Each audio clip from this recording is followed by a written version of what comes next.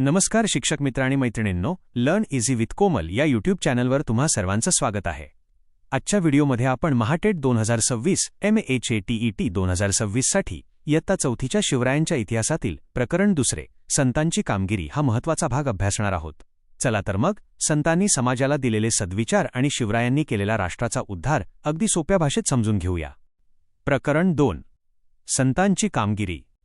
महाराष्ट्राला संतांची मोठी परंपरा लाभलेली आहे। या पाठात आपण संतांनी केलेल्या कामगिरीचा अभ्यास करणार आहोत। 1.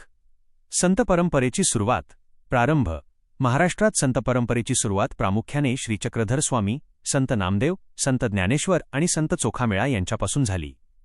वैशिष्ट्य या परंपरेचे सर्वात मोठे वैशिष्ट्य म्हणजे यामध्ये समाजाच्या सर्व स्तरांतील संतांचा सहभाग होता। मुख्य शिकवण सर्व संतांनी समाजाला समता, बंधुभाव, मानवता आणि ईश्वरभक्तीची मुख्य शिकवण दिली। 2. महत्त्वाचे संत। चित्रात आपल्याला 2 प्रमुख गट दिसतात। संत पुरुष यामध्ये प्रामुख्याने गोराबा, सावतामाळी, नरहरी, एकनाथ, शेख मोहम्मद, तुकाराम आणि निलोबा या संतांचा समावेश होतो। संत स्त्रिया यामध्ये जनाबाई, सोयराबाई, निर्मळाबाई, मुक्ताबाई, कान्होपात्रा आणि बहिणाबाई शिऊरकर या संत स्त्रियांचा समावेश होतो। 3. समर्थ रामदास यांचे कार्य। समर्थ रामदास यांनी मराठा तितुका मिळवावा, महाराष्ट्र धर्म वाढवावा हा संदेश दिला। कार्य त्यांनी लोकांना संघटनेची व सामर्थ्याची शिकवण दिली आणि समाजाला शक्तीची उपासना करण्यासाठी ठिकठिकाणी हनुमानाची मंदिरे स्थापन केली। संतांच्या कामगिरीचे महत्त्व। संतांनी केलेल्या या कामगिरीमुळे समाजात मोठी जनजागृती झाली। लोकांमध्ये आत्मविश्वास निर्माण झाला आणि पुढे जाऊन शिवछत्रपतींना स्वराज्य स्थापनेसाठी या संतांच्या कार्याची मोठी मदत झाली। श्री चक्रधर स्वामी। परिचय श्री चक्रधर स्वामी हे मूळचे गुजरातमधील एक राजपुत्र होते। ते वैराग्य वृत्ती धारण करून महाराष्ट्रात आले। उपदेश व कार्य महाराष्ट्रात भ्रमण करत असताना त्यांनी समतेचा उपदेश दिला। त्यांना स्त्री पुरुष किंवा जातीपातीचा कोणताही भेदभाव मान्य नव्हता। याच कारणामुळे त्यांना सर्व स्तरांतून अनेक स्त्रीपुरुष अनुयायी मिळाले। महानुभाव पंथ श्री चक्रधर स्वामी यांनी स्थापन केलेल्या पंथाला महानुभाव पंथ असे म्हणतात। लीळाचरित्र त्यांच्या आठवणींचा आणि लीळांचा संग्रह असलेला लीळाचरित्र हा ग्रंथ महानुभाव पंथाचा अत्यंत महत्त्वाचा ग्रंथ मानला जातो। आज आपण महाराष्ट्रातील थोर संत नामदेव यांच्याबद्दल माहिती जाणून घेणार आहोत। गाव व जन्मस्थान संत नामदेव हे नरसी गावचे राहणारे होते। विठ्ठल भक्ती ते विठ्ठलाचे निस्सीम भक्त होते। त्यांनी लोकांना गाढ भक्तीची शिकवण दिली। कार्य व लोकजागृती अभंग आणि कीर्तने संत नामदेवांनी अनेक अभंग आणि कीर्तनांची रचना करून जनतेमध्ये मोठी जागृती निर्माण केली। धर्मप्रसार भागवत धर्माच्या प्रसारासाठी त्यांनी संपूर्ण महाराष्ट्रभर संचार केला। लोकांच्या मनात धर्मरक्षण आणि भक्तिमार्गाचा खंबीर निर्धार निर्माण केला। संत ज्ञानेश्वरांसोबत कार्य ते संत ज्ञानेश्वरांचे समकालीन होते आणि त्यांच्यासोबत त्यांनी महाराष्ट्रभर प्रवास केला। भारत भ्रमण आणि संदेश मानवधर्म संदेश त्यांनी केवळ महाराष्ट्रातच नव्हे तर पुढे संपूर्ण भारतभर प्रवास करून मानवधर्माचा उदात्त संदेश पोहोचवला। पंजाब भेट ते पंजाब प्रांतात गेले आणि तेथील लोकांना समतेचा व बंधुभावाचा संदेश दिला। साहित्यिक योगदान व वारसा हिंदी पदे त्यांनी मराठीसोबतच हिंदी भाषेतही अनेक पदांची रचना केली। गुरुग्रंथ साहिब संत नामदेवांच्या कार्याचा गौरव असा की त्यांची काही हिंदी पदे आजही शीख बांधवांच्या गुरुग्रंथ साहिब या अत्यंत पवित्र धर्मग्रंथात समाविष्ट आहेत। तिथे ते भगत नामदेवजी की मुखबाणी म्हणून ओळखली जातात। महाराष्ट्रातील स्थान महाराष्ट्रात आजही संत नामदेवांचे अभंग घराघरांतून अत्यंत भक्तिभावाने आणि आदराने गायले जातात। संत ज्ञानेश्वर हे महाराष्ट्रातील एक थोर आणि महान संत होऊन गेले। त्यांचा जन्म सन 1275 मध्ये आपेगाव येथे झाला। ते संत नामदेवांपेक्षा 5 वर्षांनी लहान होते। निवृत्तीनाथ व सोपानदेव हे त्यांचे भाऊ आणि मुक्ताबाई ही त्यांची बहीण होती। ज्ञानेश्वरांनी अगदी तरुण वयातच पुण्याजवळील आळंदी येथे जिवंत समाधी घेतली। त्या काळात धर्माचे सर्व ज्ञान केवळ संस्कृत भाषेतील ग्रंथांमध्ये बंदिस्त होते, जे सामान्य लोकांना समजत नव्हते। सर्वसामान्यांची भाषा मात्र मराठी होती। म्हणूनच लोकांना ज्ञान मिळावे या उद्देशाने त्यांनी मराठी भाषेत ज्ञानेश्वरी हा महान ग्रंथ लिहिला आणि धर्माचे ज्ञान सर्वांसाठी खुले केले। त्यांनी लोकांना नेहमी बंधुभावाची आणि कळकळीची शिकवण दिली। ईश्वरावर श्रद्धा ठेवा, सर्वांशी समतेने व प्रेमाने वागा आणि दुःखी माणसांना मदत करून त्यांचे दुःख दूर करा हा त्यांचा मुख्य उपदेश होता। त्यांचा हा मौल्यवान उपदेश गेली 700 वर्षे महाराष्ट्राच्या कानाकोपऱ्यात अखंडपणे घुमत आहे। टीप कीर्तन करणाऱ्या व्यक्तीला हरिदास किंवा कथेकरी बुवा असे म्हणतात। संत एकनाथ महाराज हे महाराष्ट्रातील एक थोर संत होते. त्यांनी संत ज्ञानेश्वर आणि संत नामदेवांनी सुरू केलेली वारकरी संप्रदायाची परंपरा पुढे चालवली. त्यांनी समाजात भक्तीचा मार्ग सोपा करून सांगितला. त्यांचे महत्त्वाचे कार्य आणि विचार खालीलप्रमाणे आहेत. साहित्य रचना आणि लोकशिक्षण. त्यांनी लिहिलेले अभंग, ओव्या आणि भारुडे आजही महाराष्ट्रात खूप लोकप्रिय आहेत. या साहित्यातून त्यांनी लोकांना योग्य काय आणि अयोग्य काय याचे शिक्षण दिले. पैठणचे वास्तव्य. ते पैठण गावचे रहिवासी होते. गोदावरी नदीच्या काठावर एका तापलेल्या वाळवंटात रडणाऱ्या एका लहान मुलाला त्यांनी मायेने कडेवर घेतले होते. ही त्यांची गोष्ट खूप प्रसिद्ध आहे. समानता आणि भूतदया. समाजात कोणताही उच्चनीच भेदभाव मानू नका आणि सर्व प्राणीमात्रांवर दया करा असा मोलाचा उपदेश त्यांनी लोकांना दिला. कथनी आणि करणी एक. संत एकनाथ जसे बोलायचे तसेच वागायचे. त्यांनी गोरगरिबांना आणि सर्व घटकांतील लोकांना नेहमी जवळ केले आणि आपल्या स्वतःच्या आचरणातून समाजात समतेची भावना रुजवली. संत तुकाराम हे शिवाजी महाराजांच्या काळातील एक महान संत होते. ते पुण्याजवळील देहू गावचे राहणारे होते. त्यांच्या घरात शेतीभाती आणि किराणा मालाचे दुकान होते. त्यांच्या वाडवडिलांनी लोकांना दिलेली कर्जखते तुकारामांनी इंद्रायणी नदीमध्ये बुडवून अनेकांना कर्जमुक्त केले. ते डोंगरावर जाऊन विठ्ठलाचे भजन करत आणि दरवर्षी आषाढी कार्तिकीला पंढरपूरची वारी करत. ते अभंग रचून कीर्तनाच्या माध्यमातून लोकांना गाऊन दाखवत. त्यांच्या कीर्तनाला स्वतः शिवाजी महाराजही जात असत. संत तुकारामांनी लोकांना दया, क्षमा, शांती आणि समतेचा उपदेश केला. त्यांचा सर्वात महत्त्वाचा संदेश म्हणजे जे का रंजले गांजले त्यांसी म्हणे जो आपुले, तोची साधू ओळखावा, देव तेथेची जाणावा. संत समर्थ रामदास स्वामी हे शिवकाळातील एक महान संत होते. छत्रपती शिवाजी महाराजांनी स्वराज्य स्थापनेसाठी संतांच्या या लोकजागृतीचा मोठा उपयोग करून घेतला. जन्म आणि नाव. समर्थ रामदासांचा जन्म मराठवाड्यातील गोदावरी नदीच्या काठी असलेल्या जांब या गावी रामनवमीच्या दिवशी झाला. त्यांचे मूळ नाव नारायण सूर्याजीपंत ठोसर असे होते, परंतु स्वतःला रामाचा परमभक्त मानू लागल्याने ते रामदास या नावाने प्रसिद्ध झाले. जय जय रघुवीर समर्थ ही त्यांची मुख्य गर्जना होती. साहित्य आणि उपदेश. त्यांनी दासबोध या ग्रंथातून समाजाला अत्यंत मोलाचा उपदेश केला. तसेच मनाचे श्लोक या माध्यमातून लोकांना सद्विचार आणि सद्वर्तनाची शिकवण दिली. सामर्थ्य आहे चळवळीचे, जो जो करील तयाचे हा त्यांचा मुख्य संदेश होता. कार्य आणि लोकजागृती. समर्थांनी लोकांना शक्तीची उपासना करण्याचे महत्त्व पटवून दिले. तरुणांचे आरोग्य सुदृढ राहावे आणि बालसंगोपन चांगले व्हावे यासाठी त्यांनी ठिकठिकाणी हनुमानाची, मारुतीची मंदिरे उभारली. लोकांना एकत्र आणून संघटना करण्याची आणि अन्यायाविरुद्ध प्रतिकार करण्याची प्रेरणा त्यांनी दिली. परिणाम आणि समाधी. त्यांच्या या देशकार्यामुळे समाजात मोठी लोकजागृती झाली आणि लोकांच्या मनात धर्माबद्दल आदर वाढला. सातारा जिल्ह्यातील पवित्र सज्जनगड हे समर्थ रामदास स्वामींचे मुख्य वास्तव्य आणि समाधीस्थळ आहे. महाराष्ट्र शिक्षक पात्रता परीक्षा MAHATET अंतर्गत इयत्ता 4थीच्या संतांची कामगिरी या प्रकरणावर आधारित 20 महत्त्वाचे बहुपर्यायी प्रश्न MCQs खालीलप्रमाणे आहेत. प्रश्न 1. महाराष्ट्रात संतांची परंपरा कोणापासून सुरू झाली? पर्याय 1. संत ज्ञानेश्वर 2, संत नामदेव 3, श्री चक्रधर स्वामी 4, संत तुकाराम. उत्तर 3. श्री चक्रधर स्वामी.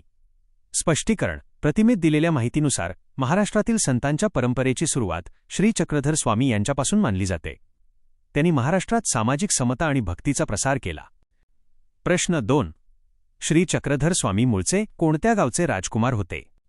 पर्याय 1. पैठण 2, गुजरात 3, देहू 4, आळंदी. उत्तर 2. गुजरात. स्पष्टीकरण. श्री चक्रधर स्वामी हे मूळचे गुजरात येथील एका राज्याचे भडोदचे राजकुमार होते. त्यांचे मूळ नाव हरिपालदेव असे होते. त्यांनी राजवैभवाचा त्याग करून महाराष्ट्रात ज्ञान आणि भक्तीचा मार्ग निवडला. प्रश्न 3. श्री चक्रधर स्वामींनी कोणत्या पंथाची स्थापना केली? पर्याय 1. वारकरी पंथ 2, महानुभाव पंथ 3, दत्त पंथ 4, रामदासी पंथ. उत्तर 2. महानुभाव पंथ. स्पष्टीकरण. श्री चक्रधर स्वामींनी महाराष्ट्रात महानुभाव पंथाची स्थापना केली. या पंथाने समता, अहिंसा आणि कृष्णभक्तीचा संदेश दिला. तसेच सर्वांना, स्त्री पुरुष आणि सर्व जातीच्या लोकांना समान मानले. प्रश्न 4. लीळाचरित्र हा ग्रंथ कोणी लिहिला? पर्याय 1. म्हाइंभट 2, संत ज्ञानेश्वर 3, संत नामदेव 4, चक्रधर स्वामी. उत्तर 1. म्हाइंभट. स्पष्टीकरण. लीळाचरित्र हा मराठी साहित्यातील पहिला चरित्रग्रंथ मानला जातो. श्री चक्रधर स्वामींच्या महानिर्वाणानंतर त्यांचे शिष्य महिमभट यांनी चक्रधर स्वामींच्या आठवणी आणि त्यांच्या लीळा कथा एकत्रित करून या ग्रंथाची रचना केली. प्रश्न 5. संत नामदेव हे कोणत्या संतांचे, देवतेचे निस्सीम भक्त होते? पर्याय 1. विठ्ठल, 2. श्रीराम, 3. श्रीकृष्ण, 4. शिव. उत्तर 1. विठ्ठल.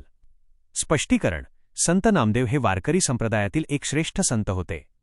त्यांचे संपूर्ण आयुष्य विठ्ठल भक्तीमध्ये लीन होते. विठ्ठलाला त्यांनी आपले सखा, माता आणि पिता मानले होते. त्यांची बालपणापासूनची विठ्ठल भक्ती अत्यंत तीव्र आणि निस्सीम होती, म्हणूनच याचे योग्य उत्तर विठ्ठल आहे. प्रश्न 6. संत नामदेव कोणत्या गावचे राहणारे होते? पर्याय 1. आळंदी, 2. नरसीबामणी, 3. आपेगाव, 4. देहू. उत्तर 2. नरसीबामणी. स्पष्टीकरण: संत नामदेवांचा जन्म हिंगोली जिल्ह्यातील नरसीबामणी, ज्याला आता नरसी नामदेव म्हणून ओळखले जाते, या गावी झाला होता. इतर पर्यायांचा विचार केला तर आळंदी हे संत ज्ञानेश्वरांचे, देहू हे संत तुकारामांचे आणि आपेगाव हे ज्ञानेश्वरांचे मूळ गाव आहे. त्यामुळे संत नामदेवांचे गाव नरसीबामणी हेच योग्य उत्तर आहे. प्रश्न 7. नाचू कीर्तनाचे रंगी, ज्ञानदीप लावू जगी ही प्रतिज्ञा कोणी केली होती? पर्याय 1. संत तुकाराम, 2. संत चोखामेळा, 3. संत नामदेव, 4. संत एकनाथ. उत्तर 3. संत नामदेव. स्पष्टीकरण: ही प्रसिद्ध ओळ संत नामदेवांच्या अभंगातील आहे. कीर्तनाच्या माध्यमातून समाजात ज्ञानाचा प्रसार करणे आणि भक्तीचा रंग सर्वत्र पसरवणे हा त्यांचा मुख्य उद्देश होता. त्यांनी कीर्तन परंपरेचा विस्तार संपूर्ण महाराष्ट्रात आणि महाराष्ट्राबाहेरही केला. त्यामुळे ही प्रतिज्ञा संत नामदेवांनीच केली होती. प्रश्न 8. संत नामदेवांची कोणती पदे आज उपलब्ध असून ती शिखांच्या गुरु ग्रंथसाहिब या पवित्र ग्रंथात समाविष्ट आहेत? पर्याय 1. अभंग, 2. ओव्या, 3. गवळणी, 4. श्लोक. उत्तर 1. अभंग पदे मुखबानी. स्पष्टीकरण: संत नामदेवांनी केवळ महाराष्ट्रातच नव्हे तर उत्तर भारतात पंजाबपर्यंत प्रवास करून भागवत धर्माचा प्रसार केला. त्यांनी हिंदी भाषेतही अनेक पदांची रचना केली. त्यांच्या याच भक्तिभावाने प्रेरित होऊन शिखांचा पवित्र ग्रंथ गुरु ग्रंथसाहिब यामध्ये त्यांच्या 61 पदांचा, ज्यांना अभंग किंवा मुखबानी म्हटले जाते, समावेश करण्यात आला. तेथे त्यांना भगत नामदेवजी की मुखबानी म्हणून आदराने ओळखले जाते. प्रश्न 9. संत ज्ञानेश्वर कोणत्या गावचे राहणारे होते? पर्याय 1. पैठण, 2. आपेगाव, 3. देहू, 4. नरसी. उत्तर 2. आपेगाव. स्पष्टीकरण: संत ज्ञानेश्वरांचे मूळ घराणे पैठणजवळील गोदावरी नदीच्या काठावर असलेल्या आपेगाव येथील होते. त्यांचे वडील विठ्ठलपंत हे मूळचे आपेगावचेच राहणारे होते. प्रश्न 10. संत ज्ञानेश्वरांच्या मोठ्या भावाचे नाव काय होते? पर्याय 1. सोपानदेव, 2. निवृत्तीनाथ, 3. चोखामेळा, 4. नामदेव. उत्तर 2. निवृत्तीनाथ. स्पष्टीकरण: संत ज्ञानेश्वर हे 4 भावंडांमध्ये दुसरे होते. त्यांच्यापेक्षा मोठे त्यांचे बंधू संत निवृत्तीनाथ होते, जे त्यांचे गुरु देखील होते. ज्ञानेश्वरांपेक्षा लहान सोपानदेव आणि सर्वात लहान बहीण मुक्ताबाई होत्या. प्रश्न 11. संत ज्ञानेश्वरांनी भगवद्गीतेचा अर्थ मराठीत स्पष्ट करणारा कोणता ग्रंथ लिहिला? पर्याय 1. भावार्थ रामायण, 2. ज्ञानेश्वरी भावार्थ दीपिका, 3. दासबोध, 4. गाथा. उत्तर 2. ज्ञानेश्वरी भावार्थ दीपिका. स्पष्टीकरण: संस्कृत भाषेतील भगवद्गीता सर्वसामान्य लोकांना समजणे कठीण होते. म्हणूनच संत ज्ञानेश्वरांनी वयाच्या अवघ्या 15 ते 16 व्या वर्षी नेवासे येथे भगवद्गीतेवर मराठीत टीका लिहिली, ज्याला ज्ञानेश्वरी किंवा भावार्थ दीपिका असे म्हटले जाते. प्रश्न 12. अतिशय तरुण वयात संत ज्ञानेश्वरांनी कोठे जिवंत समाधी घेतली? पर्याय 1. पैठण, 2. आळंदी, 3. पंढरपूर, 4. नेवासे. उत्तर 2. आळंदी. स्पष्टीकरण: संत ज्ञानेश्वरांनी आपले अवतार कार्य पूर्ण झाल्यावर वयाच्या अवघ्या 21व्या वर्षी कार्तिकी एकादशीच्या काळात पुणेजवळील आळंदी येथे इंद्रायणी नदीच्या घाटावर जिवंत समाधी घेतली. प्रश्न क्रमांक 13. प्रश्न: संत एकनाथ कोणत्या गावचे राहणारे होते? 1. आळंदी, 2. देहू, 3. पैठण. 4. नरसी. योग्य उत्तर 3. पैठण. स्पष्टीकरण. संत एकनाथ महाराज हे महाराष्ट्रातील एक महान संत होते आणि त्यांचे मूळ गाव पैठण, जिल्हा छत्रपती संभाजीनगर हे होते. त्यांनी आपल्या आयुष्याचा मोठा काळ पैठणमध्येच घालवला आणि तेथेच त्यांनी समाज प्रबोधनाचे मोठे कार्य केले. इतर पर्यायांचा विचार केला तर आळंदी हे संत ज्ञानेश्वरांचे, देहू हे संत तुकारामांचे आणि नरसी हे संत नामदेवांचे जन्मस्थान किंवा कर्मभूमी म्हणून ओळखले जाते. प्रश्न क्रमांक 14. प्रश्न. भावार्थ रामायण हा ग्रंथ कोणी लिहिला? 1. संत नामदेव. 2. संत एकनाथ. 3. संत ज्ञानेश्वर. 4. संत तुकाराम. योग्य उत्तर 2. संत एकनाथ. स्पष्टीकरण. भावार्थ रामायण हा अत्यंत लोकप्रिय आणि अभ्यासपूर्ण ग्रंथ संत एकनाथ महाराजांनी लिहिला आहे. या ग्रंथामध्ये त्यांनी प्रभू रामचंद्रांच्या कथेच्या माध्यमातून लोकांना भक्ती आणि सदाचाराचा मार्ग दाखवला. हा ग्रंथ त्यांच्या आयुष्याच्या शेवटच्या काळात लिहिला गेला, जो पुढे त्यांच्या शिष्यांनी पूर्ण केला असे मानले जाते. प्रश्न क्रमांक 15. प्रश्न. संतांनी लोकांना कोणता मुख्य संदेश दिला? 1. भेदभाव करण्याचा. 2. दया, क्षमा, शांती आणि परोपकार करण्याचा. 3. संपत्ती गोळा करण्याचा. 4. युद्ध करण्याचा. योग्य उत्तर 2. दया, क्षमा, शांती आणि परोपकार करण्याचा. स्पष्टीकरण. महाराष्ट्रातील सर्वच संतांनी समाजाला नेहमीच मानवतेची आणि मूल्यांची शिकवण दिली. त्यांनी माणसाने माणसाशी प्रेमाने वागावे, कोणामध्येही भेदभाव करू नये असा संदेश दिला. संतांच्या शिकवणीचा मुख्य गाभा हाच होता की प्रत्येकाच्या मनात दया असावी, चुकीच्या गोष्टींना क्षमा करण्याची ताकद असावी, मनात शांती असावी आणि नेहमी दुसऱ्याला मदत म्हणजेच परोपकार करावा. त्यामुळे पर्याय क्रमांक 2 हे अगदी अचूक उत्तर आहे. प्रश्न क्रमांक 16. प्रश्न. संत तुकाराम कोणत्या गावचे राहणारे होते? 1. देहू. 2. आळंदी. 3. पैठण. 4. सासवड. योग्य उत्तर 1. देहू. स्पष्टीकरण. जगद्गुरू संत तुकाराम महाराज हे पुणे जिल्ह्यातील देहू या गावचे राहणारे होते. देहू गावातील इंद्रायणी नदीच्या काठी बसून त्यांनी अनेक अभंगांची रचना केली आणि तिथूनच त्यांनी अखंड महाराष्ट्राला विठ्ठलभक्तीचा मार्ग दाखवला. आजही देहू हे ठिकाण संत तुकाराम महाराजांची कर्मभूमी आणि मुख्य तीर्थक्षेत्र म्हणून प्रसिद्ध आहे. बाकीच्या पर्यायांमध्ये सासवड हे संत सोपानदेवांची समाधी स्थळ म्हणून ओळखले जाते. प्रश्न 17. संत तुकारामांच्या अभंगांच्या संग्रहाला काय म्हणतात? पर्याय 1. ज्ञानेश्वरी. 2. दासबोध. 3. तुकाराम गाथा. 4. अमृतानुभव. अचूक उत्तर 3. तुकाराम गाथा. स्पष्टीकरण. संत तुकाराम महाराज हे महाराष्ट्रातील वारकरी संप्रदायातील अत्यंत लोकप्रिय आणि श्रेष्ठ संत कवी होते. त्यांनी रचलेल्या सर्व अभंगांच्या संग्रहाला तुकाराम गाथा किंवा श्री तुकाराम महाराजांची गाथा असे म्हटले जाते. इतर पर्यायांचा विचार केला तर ज्ञानेश्वरी आणि अमृतानुभव हे ग्रंथ संत ज्ञानेश्वर महाराजांचे आहेत, तर दासबोध हा ग्रंथ समर्थ रामदास स्वामींचा आहे. प्रश्न 18. जेका रंजले गांजले त्यासी म्हणे जो आपुले हा प्रसिद्ध अभंग कोणाचा आहे? पर्याय 1. संत नामदेव. 2. संत तुकाराम. 3. संत एकनाथ. 4. समर्थ रामदास. अचूक उत्तर 2. संत तुकाराम. स्पष्टीकरण. जेका रंजले गांजले त्यासी म्हणे जो आपुले तोची साधू ओळखावा, देव तेथेची जाणावा हा अत्यंत प्रसिद्ध अभंग संत तुकाराम महाराजांचा आहे. या अभंगाच्या माध्यमातून त्यांनी खऱ्या साधूची व्याख्या सांगितली आहे, जो दुःखी आणि पीडित लोकांना आपले मानतो, त्यांच्यातच देव वास करतो असा अत्यंत मोलाचा संदेश त्यांनी यातून दिला आहे. प्रश्न 19. समर्थ रामदासांचा जन्म मराठवाड्यात गोदावरीच्या तीरावर कोणत्या गावी झाला? पर्याय 1. जाम. 2. पैठण. 3. नेवासे. 4. चाफळ. अचूक उत्तर 1. जांब. स्पष्टीकरण. समर्थ रामदास स्वामींचा जन्म जालना जिल्ह्यातील मराठवाडा गोदावरी नदीच्या काठावर वसलेल्या जांब या गावी रामनवमीच्या दिवशी झाला होता. इतर पर्यायांपैकी पैठण हे संत एकनाथ महाराजांचे जन्मस्थान व कर्मभूमी आहे. नेवासे येथे संत ज्ञानेश्वरांनी ज्ञानेश्वरी लिहिली आणि चाफळ ही समर्थ रामदासांची मुख्य कर्मभूमी होती, जिथे त्यांनी समर्थ संप्रदायाची स्थापना केली. प्रश्न 20. समर्थ रामदासांनी लोकांना कोणता प्रसिद्ध ग्रंथ लिहून गुरुमंत्र दिला? पर्याय 1. ज्ञानेश्वरी. 2. दासबोध. 3. मनाचे श्लोक. 4. गाथा. अचूक उत्तर 2. दासबोध.